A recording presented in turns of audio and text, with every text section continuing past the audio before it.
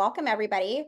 I am so excited to be here today to talk to you about developing communication skills with some highly effective strategies that we can first impart on ourselves. Communication is definitely a two-way street, so I want you to look at this conversation today through two lenses.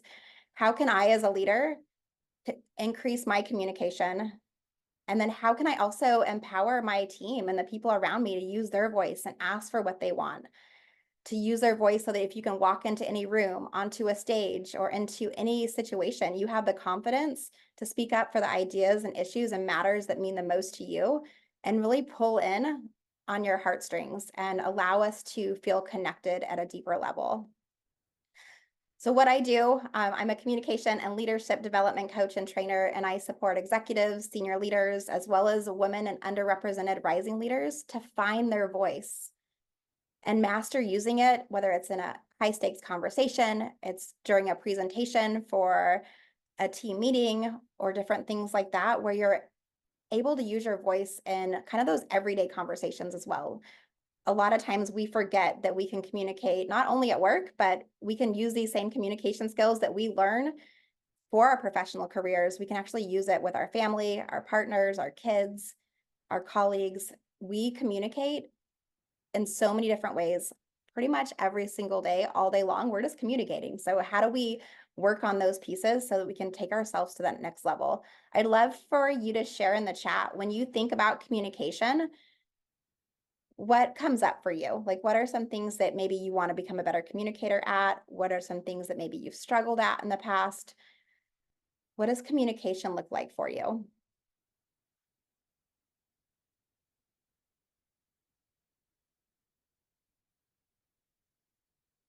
One of the things that comes up often that I see is we're afraid to speak up because we don't know what other people are going to think about us. We don't know how people are going to respond, how they're going to react in those moments. And I'm seeing some answers coming in the chat. Active listening, mutual respect, communication is our biggest struggle at work.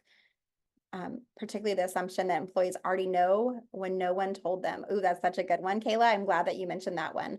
And also the struggle is how to best communicate verbal messages and posts and different things like that. So yeah, we communicate with our voice is our number one communicating style. But in this day and age, especially with all the technology advancements that we have, we're communicating through emails, we're communicating on social posts. We have team chats and different things where we're constantly, direct messaging and engaging in conversations, and there's conflict. There's, I'm just reading some of the ideas, like there's being clear and presenting my idea, don't ramble. So I like to call the ramble like the verbal vomit. Has anybody ever felt like they just verbally vomited all over the place because they couldn't get their ideas from their head out of their mouth in a way that they wanted to? I know that can come up quite a bit.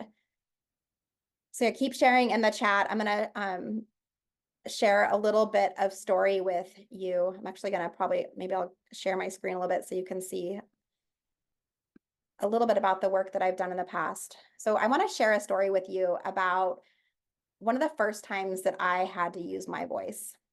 And I've used my voice in lots of ways, but as a leader inside of an organization, this was one of the first times that I got a chance to speak in front of a group. And I don't know about you, but little Darlene, when I was in my elementary days, public speaking was probably my biggest fear. Getting up in front of the class, getting up in front of a group of people, especially people I didn't know, a lot of sensations would start to come up. And we'll talk a little bit about sensations in a bit too. But I had just been promoted from Las Vegas, Nevada, which is where I was born and raised. And I was moved up to Northern California to take on a new role as an operations manager for a store that was struggling. And I was completely stoked. I was excited. I was very young. I was in my early 20s. And I knew I had all the tools and the knowledge to be able to come into the store and really help get the store back on track. And I remember the very first week I was there, I met with my general manager, and he asked me if I would get up in front of our entire store at our all-store team meeting that was that coming Saturday and share my vision for where I was going to move the operations department as the new operations manager. And I remember writing out my talking points. I practiced in my head what I was going to say and how I was going to say it. And I was nervous. Like I said, it was my first time in front of a large group. And I'm somebody who loves to get a chance to engage and interact with people a little bit before I speak in front of the group. For me at that time, especially, it made me feel calmer. And I hadn't had a chance to even meet anybody on my team yet. And I remember getting up that day to speak, and my hands were shaking. My voice was quavering, and I was starting to sweat in places that I didn't even know I could sweat. And it was like somehow everything that I knew magically was erased from my mind. And I fumbled through, a few, probably 5 or 10 minutes of a conversation in front of the team. And I remember handing the microphone back really quickly to my general manager and sitting back down. See, before I grabbed that microphone that morning, I felt completely confident that everybody was going to stand up. They were going to cheer. They were going to be excited for the vision that I had shared with them. And instead, all they did was kind of stare at me, and they did this little awkward golf clap. I was a little mortified. Maybe you can relate to this though. Have you ever given a presentation or walked into a meeting or to a high stakes conversation or to a sales negotiation or conversation, or maybe even given feedback to a team member and felt like, wow, I just kind of winged that. I did not make the impact that I knew I could have made in this moment. That same behavior can show up again and again, whether it's in conversations that you're having with your clients, with your team members. I'm happy to share with you, I don't quite think about my communication the same way that I did back then now, and you don't have to either.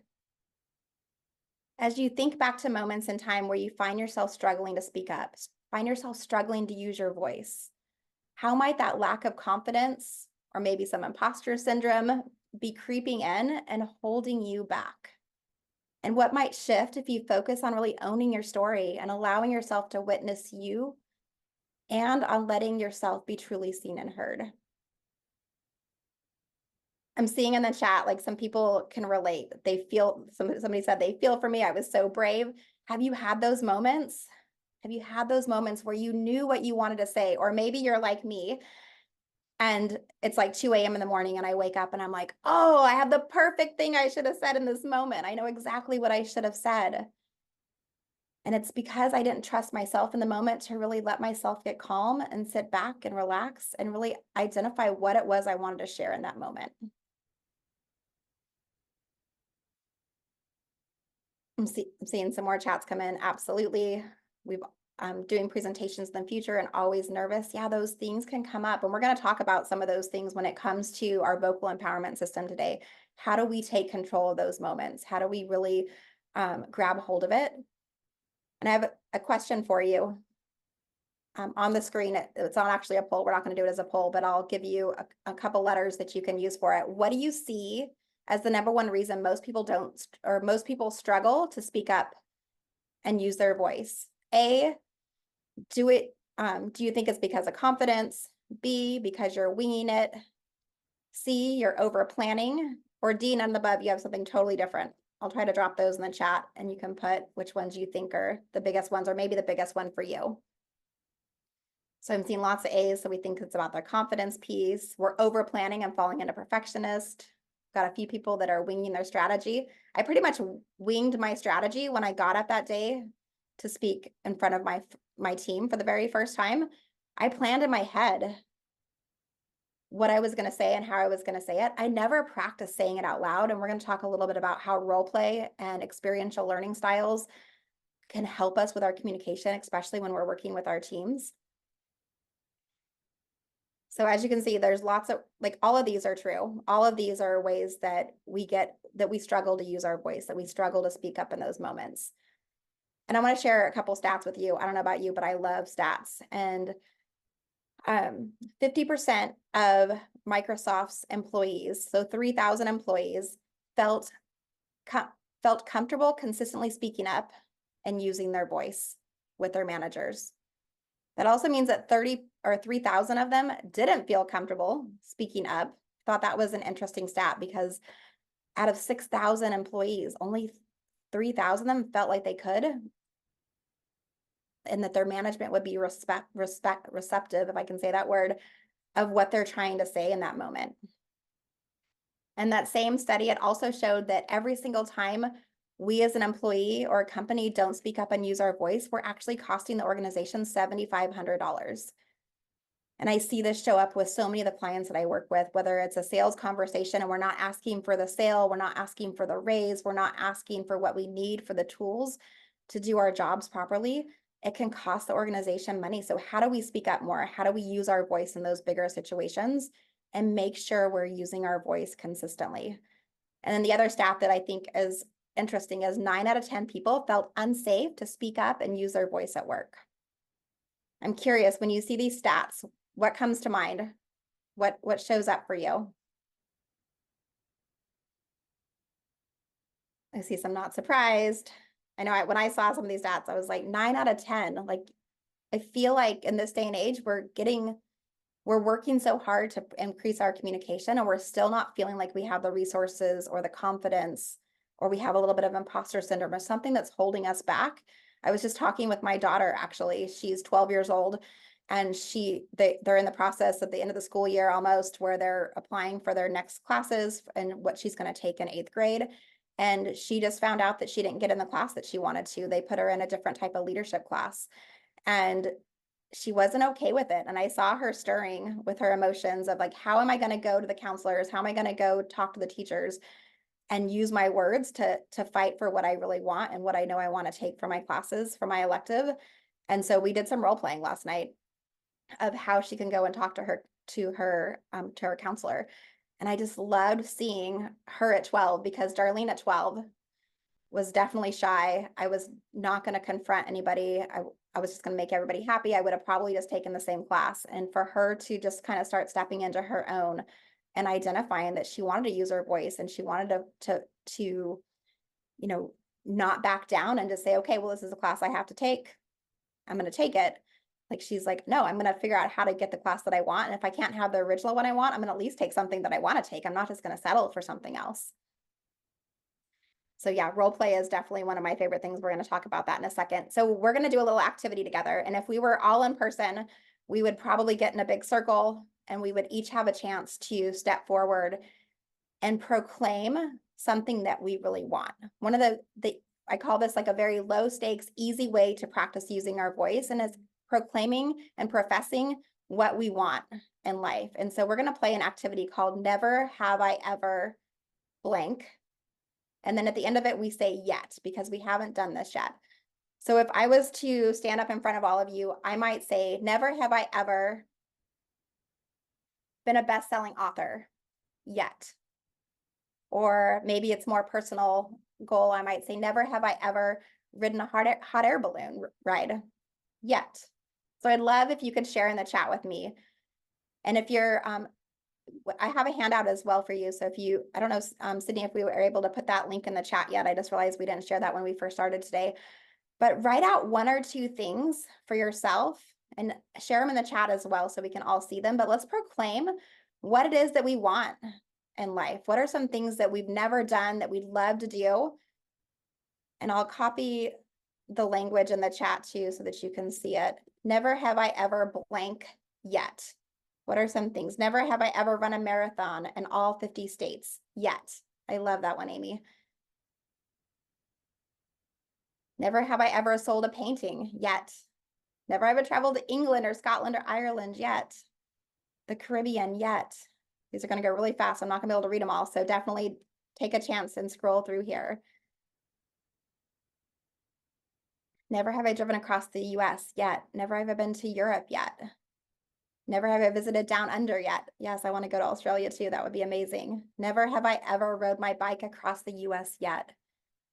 So for those of you that are sharing in the chat, how does it feel to share virtually out loud? I would say out loud, but virtually out loud to the group and like admit something that you want to happen, to communicate that message with the world. I'd love to see from a few of you, like, what comes up for you? It feels vulnerable, yeah. Brave, motivational. And then also, what was it like to witness other people's big ass, things that they want to see happen? Yeah, it's empowering. Somebody shared it felt scary to say things I want out loud. Yeah, so often we hold back and we hold those things to ourselves and we don't share them with the world. We don't tell other people what it is that we want. Ooh, somebody said they got shivers and they want this for all of you. Yes, I so love that. So I'm going to encourage you to practice asking for what you want out loud and letting other people know. If we hold all of these good, juicy moments to ourselves, who's going to champion us? Who's going to come alongside of us? Who's going to join us in lifting us up and helping us rise together to get to that next level? So that's a fun little activity that I love to do with my teams when I'm coming in and working with either leaders or organizations and their team to really help them find their voice. I love to do it as a easy, low stakes conversation. How do we start easy? Using this as building blocks to take it to the next level as we communicate our goals and the pieces that we want to have seen in the world. I think I actually have the link, Sydney, so I'm going to drop it in the chat. I don't know if I saw it come through yet, but I think this is the link that we're using. Oh, you got it too. We got that right at the same time, Rebecca. Perfect. Link is there. So if you want to grab a copy of some of the content that we're going over today, at the very top, there was 2 little cute clouds that you can fill in with the never have I ever blank yet for yourself. So you can kind of keep that as a goal and something to strive for. And then let people know, maybe hang it in your office at your desk and let people know, like, these are some of my wishful clouds, things that I'm going to be working on. So I want to share with you the Step Into Your Moxie vocal empowerment system that I teach to my clients. And you'll notice there's information on the outside, like self-empowerment and social justice, trauma sensitive, and role play. These are all things that I want our voices to be able to have a safe space for us to feel like we can speak up, that we can use our voices in those bigger ways. And then on the inside of the triangle, it's broken into a couple different areas. And so I want to go over some of these different pieces with you. So self-empowerment and social justice, this is where I want you to, or here we want to look at how we can help individuals find and fall back in love with their voices and use them when maybe we feel like we haven't been as effective in our past communications. Maybe the systems in our organization and our cultures maybe in the organization haven't felt like a safe space. How do we create a safe space so we can have these conversations? And then on the left side, the trauma sensitive, this is where I really want to drive a clear distinction. I'm not calling the work that I do that I'm trauma informed, but I want to be trauma sensitive. 70% of adults have experienced some significant trauma that's impacted them as adults, and it impacts how they communicate. It impacts how they're showing up and if they're even showing up.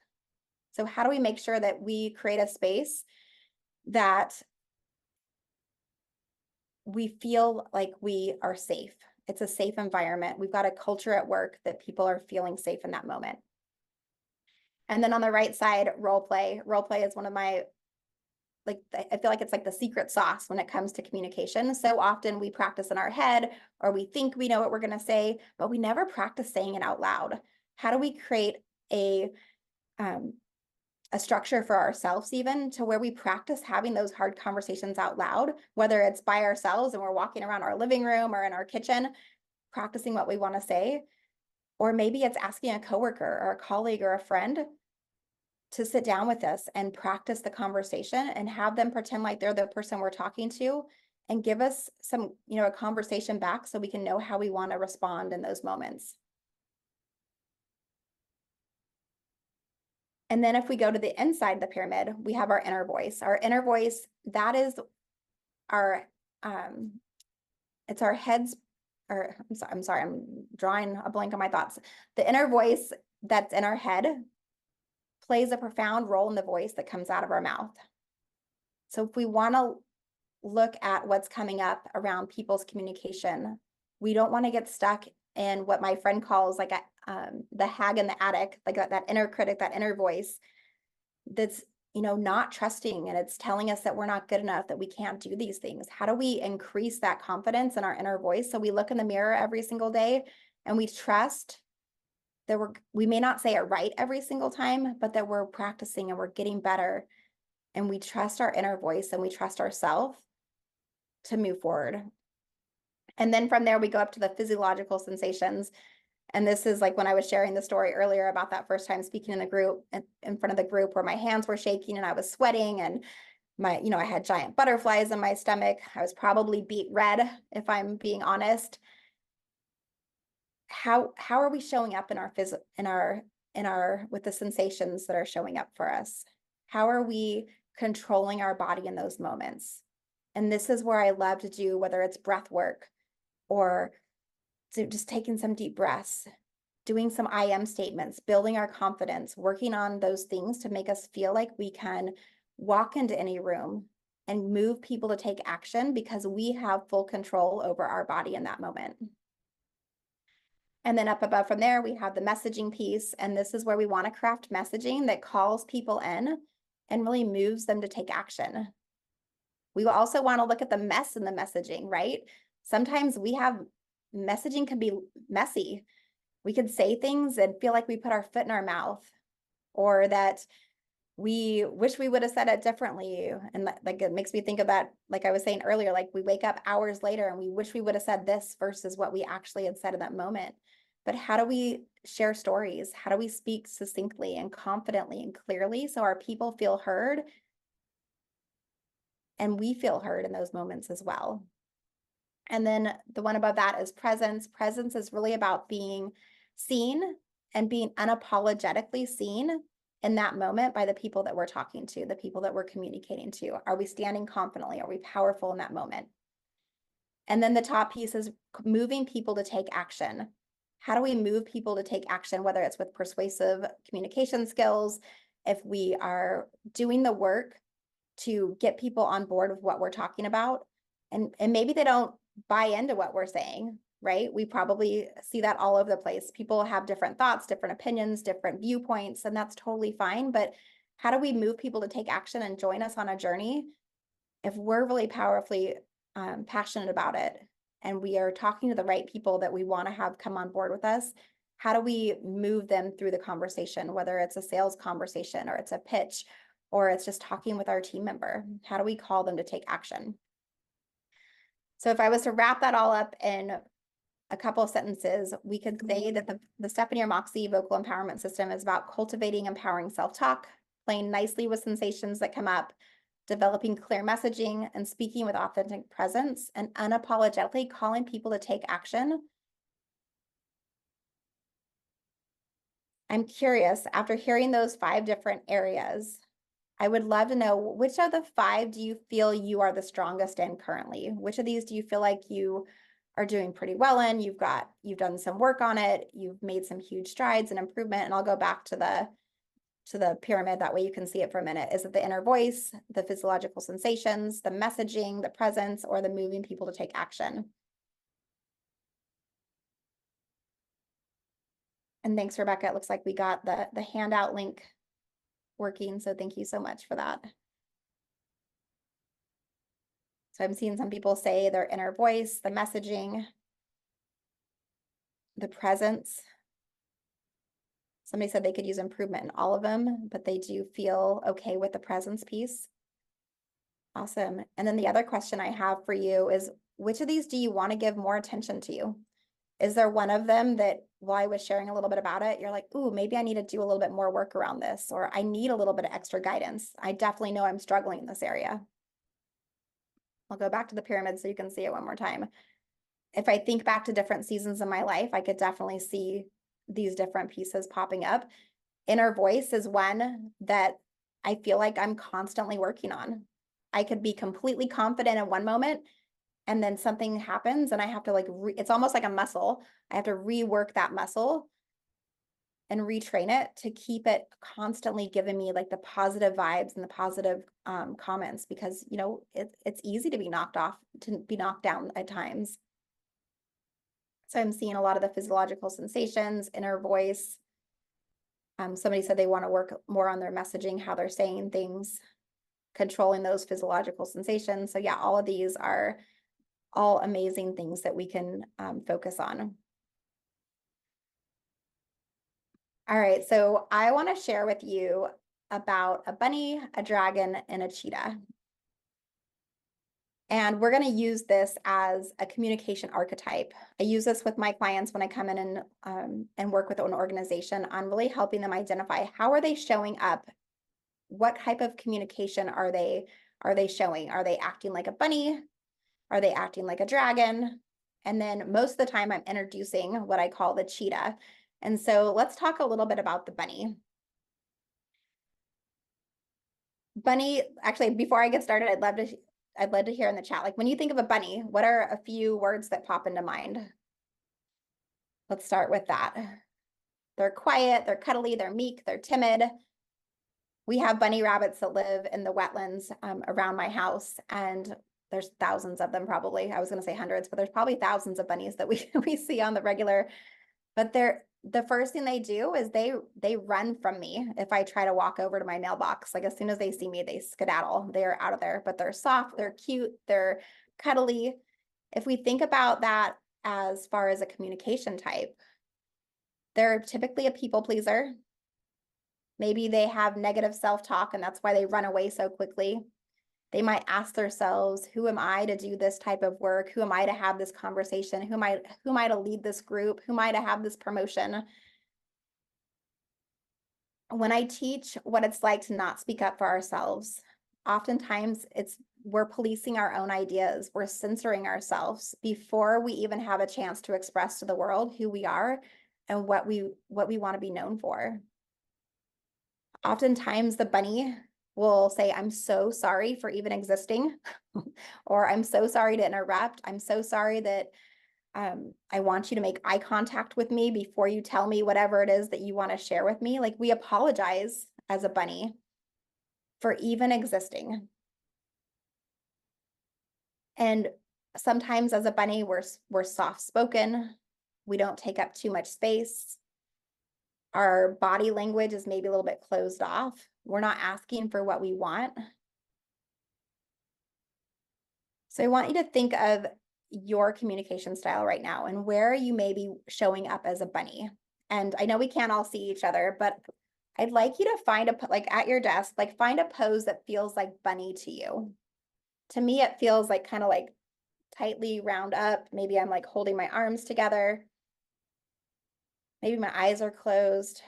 Like kind of find a pose that feels like bunny, where maybe you feel like you're playing small, you're people pleasing, you're not saying what you want to say. And just notice for yourself, how does your body feel in this bunny position?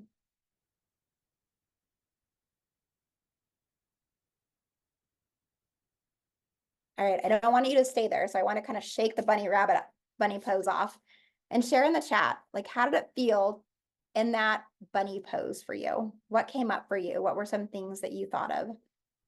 Somebody said they felt safe, quiet, timid, small, relaxed, sleepy, on alert and ready to jump at the next thing. A little bit of losing who I want to be. Yeah, thank you for sharing these. I know it's very vulnerable to share some of these. And so each of us are going to have different moments in our life where we're going to show up as the bunny. Remember, this is not right or wrong. This is just, I just want you to notice how are you showing up in that moment. So now I want to take us to dragon. And I'm curious, share in the chat, when you think about a dragon, what do you think of? And I'm just going to read a couple of these comments that I just saw come in real quick. Yeah, I love what Leslie was saying. Once a therapist told me that sitting comfortably with my legs curled up didn't keep me grounded, but it reminds me of being a bunny and where I am most comfortable. Yeah, it's easy. I can easily go to bunny. Bunny is definitely a tendency that I would say is my natural communication style. Like I can easily go to bunny. So let's talk about dragon. So dragons, I see in the chat, we've got controlling, fierce, forceful, confident, aggressive, scorching, fast and furious. So many different things, larger than life, scorching the earth, angry. Yeah. When I think of, I don't know if any of you are into watching movies, but there's a movie called Devil Wears Prada with Meryl Streep, and she plays dragon beautifully in that movie. She takes up space. When she speaks, people jump. She like how she words things makes people feel almost like scared and like they run from her and they're gonna do whatever she wants instantaneously. Oftentimes the dragon is fierce. They sometimes are stereotyped as women, especially disconnected from the power or disconnected from their power. And they're like it's almost like a hyper performance of masculinity. They're often very rigid, closed off. They have a forceful demeanor. Their eye contact may not feel like fun-loving, like eye contact. It might almost feel like lasers are burning through you because of how they're looking at you. Oftentimes when we show up as dragon, we're cutting off our emotions. We feel cold. People feel like we're robbing them of like some of their insecurities. We feel uncomfortable in those moments. And so I want you to take a second and find a pose that feels like dragon to you. To me, when I think dragon, I think like my wings are up, my claws are out. I'm taking up a lot of space or a lot of screen in this situation. Find a pose for you and just notice how you're feeling in that moment. Notice what you feel like when you're in this pose. And just hold it for another couple seconds.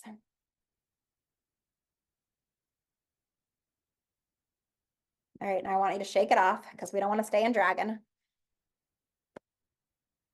How did that feel? What feelings?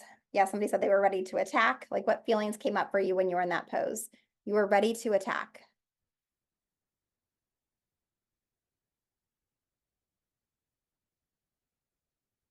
Angry. The dragon versus bunny is really displayed in your unconscious body language. When you're uncertain, you slouch. When you're confident, you stand straight. Ooh, great perspective, Leslie. I love that. So true. Yeah. Some demanding, bigger than you, alive and strong. And there's a time and a place. Dragon's going to come in at certain moments where we might need a little bit about that. But I want to introduce you to the cheetah. Cheetahs are what I call pretty badass. They can accelerate faster than any other land animal, and they go from 0 to 65 miles per hour in a few seconds. They're flexible. They have flexible spines, which allow them to take big strides when they desire. They like to hang out in places where they have a clear view of their surroundings. Have you ever been to the zoo and watched a cheetah before? I live in Southern California near San Diego, and we go down to the safari park, and they have a beautiful cheetah there. And one of the times we were riding on the tram by one, and she was sitting there by the tree observing everything. She knew exactly what was happening in every single area around her. They also have their eyes are very present. They have tear marks that run from the inner corners of their eyes down to the outside edges of their mouth. And unlike the bunny, who could be meek, and the dragon, who spews fire, the cheetah kind of has it going on. They're present, they're flexible, they're watching what's happening around them. And from a communication standpoint, this is where you're able to present your big ideas. You can embrace the essence of the cheetah by using eye contact, by using humor, using storytelling, being flexible and noticing what's happening in the room and responding, or not necessarily like reflecting versus responding in the moment, like taking it all in before you make a snap decision or a snap judgment. A cheetah, like I think of cheetahs like when they stand powerfully in that moment, like their feet are planted hip widths, like hip distance apart from their hips. Their shoulders are back. Their chest is open. They're making eye contact, but it's soft and absolute, and they're neutral and they're inviting. And they're, whether they're smiling or they have like just a look on their face, they present themselves in a way that allows people to really like take notice and want to listen to what they have to say. So take a second, and I want you to identify for yourself in your chair, like how does sitting in your chair or standing, if you're standing right now, how does that show cheetah? To me, I think of like my shoulders are back. I'm sitting up straight. I feel good. I feel confident. I'm willing to listen. I'm observing what's happening around me. Like, find that pose for yourself. What does that cheetah look like for you? And don't shake this one off. I want you to hold that pose and I want you to keep it going. But notice for yourself, how are you showing up? How are you communicating and showing up as a cheetah? And if you haven't been showing up and communicating like a cheetah, what impact would this have on your connection to your voice, to your confidence? And how would that result in achieving for yourself and those that you care about, taking yourself to the next level? So share in the chat, are we going to be more bunny, more dragon, or more cheetah the rest of the day? I'm seeing lots of cheetahs, yes. And notice, like, ooh, am I playing like a bunny? Am I playing like dragon? Do I look like Meryl Streep right now? I saw some other people talk about like Shrek and different things in there too. Like, notice how we're showing up. How can we be more cheetah? So I want to high level talk to you a little bit today about some of the ways that we handle difficult conversations, because in order to show up as a cheetah, we have to have a little tweak to the word of difficult. And I want to have you take these conversations from difficult to what I call daring. How do we have daring conversations? And if we're having difficult conversations, 4 things typically happen.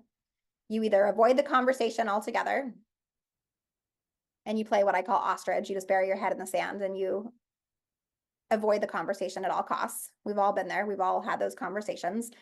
Maybe you do number 2, where you wing the conversation, kind of like what I did when I opened the story today, telling you about that first time I got in front of that group of leaders or the group of team members. I pretty much winged it. I thought I planned it, but I didn't really plan it out. Maybe you're like number 3, where you mentally script what you want to say and have the conversation over and over again in your head.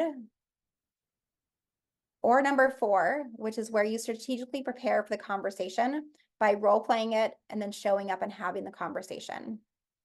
And so one of the things that I really want to see from us, actually, before I say this, share in the chat, what is your go-to response to a difficult conversation? Do you avoid it? Do you wing it? Do you mentally script it? Or do you practice those conversations out loud and role play it? Seeing some 2s, some 3s, some 1s, yeah. And we probably all at different points in our life have done a little bit of all of these. Maybe you haven't done number 4. Maybe you haven't done a lot of role play. That's where I want to start transitioning you to go to, is how do we do more of this? And we're not going to have a chance to go too deep in this. So definitely reach out to me, connect on LinkedIn. We can talk about how do we start having more of what I call a daring conversation. And I'm going to go through these really quickly. They're in your handout, or they're not actually in the handout, but there's bubbles if you want to write these down so you can fill into the handout. But I want to give you just some baseline for how we can start to prepare to have those daring conversations. The first thing I want you to think about is scheduling the conversation. Letting the person know, I'm seeing Venus's name on my screen right now, so I'm going to use Venus as my example. Hey, Venus, let's find a suitable time to discuss what came up today during the meeting. I'd love to talk out a little bit more about what your thoughts are with this. So scheduling a conversation, letting people know that you want to have a conversation and go deeper with them. The second one is reverse engineering what you plan to say from your desired outcome. So identify what it is that you want the outcome to be and reverse the conversation from there. And we can talk more about this. If you reach out to me, we can talk a little bit more about what this might look like. The third one is identify the questions you can ask to learn from people's truths. We want to listen just as much as we talk. And so we want to learn other people's truths in those moments. We want to distinguish what you're entitled to say versus what you actually want to say. We want to speak your words, speak your truth. The next one is bless and release. And I think this one's really important. Before you say anything at all, don't assume the outcome. You're having a hard, daring conversation. Sometimes that's enough. just being brave enough to step into that moment. And then the last part is playing nicely with sensations as they come up. How do we deal with, that fear, that nervousness, that anxiety that might come into play in those moments? And I know I went through these really quickly. Feel free to grab out your phone, take a screenshot of these if you weren't able to write them down quick enough. But how do we, I really just want you to focus on how do I take difficult conversations and turn them into daring? How do I have more of these conversations? So today we were able to discuss the Stephanie Moxie vocal empowerment system that allows you to start to speak up. We talked about communication archetypes. We got to do a little bit of asking the world for what we want and putting it out into the universe by saying, never have I ever blank yet. We've also got a chance to really feel into how do we feel as a bunny, a dragon, a cheetah, and how do we start to have some of those daring conversations? And these are just a few ways that I support leaders with speaking up, whether it's through executive coaching or if it's coming in and doing experiential learning trainings with teams. I've got on the screen 10 do's and don'ts for effective daring conversation. If you want to have more daring conversations, I've got a guide that gives you those 10 do's, or as 5 do's and 5 don'ts, but 5 different ways that you can really have daring conversations, whether it's just a step to take your communication to the next level, if I can communicate that. But I don't want you to leave today like we so often do, where we leave a workshop or a training and we're all pumped up, but then we have the experience that nothing really changes. The vocal empowerment system that I shared with you today is all about turning up big and confidently showing up to make a change in how we're communicating. I want to tell you about one of my clients, Tanya. She came to me a few months after having a hard time communicating with her team. And maybe you've had some of those where you felt like nothing you were communicating was coming out the way that you wanted it to. And Tanya was feeling frustrated and overwhelmed because she felt like she was doing all the wrong things and constantly putting her foot in her mouth. So I came in and did a 2-day training with her team called Speak Up and Influence, and giving her and her team the words, the practice, and the confidence to communicate clearly together.